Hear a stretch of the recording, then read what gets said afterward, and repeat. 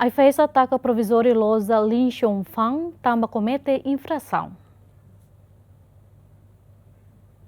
Quinta a Autoridade de Inspeção e Fiscalização da Atividade Econômica, Sanitária e Alimentar continua a inspeção e fiscalização rotina da loja Sira, a capital dele. No ia inspeção, a IFS identifica loja Sina nebe localiza e a mascarinhas comete infração na Nessan, fatin laizeni, fan sasan expirado, no sasan estragado, no IFS decide taca provisório, ou de for tempo na embalosa a tua condição.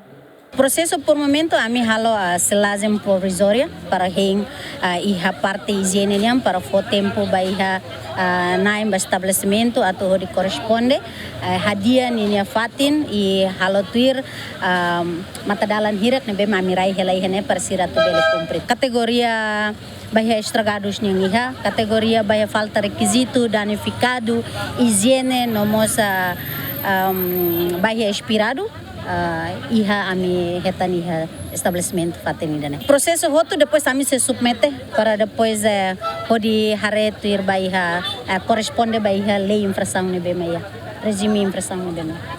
Antes ne IFS halona inspeção do operador econômico Sira e Railaran e HNB identifica loja bara continua fansa san estragado no expirado. No IFS aplica sanção administrativo no taca provisório onde for tempo do operador econômico Sira hadia Sira ne condição armazém. Dilma Suzeti, GMN.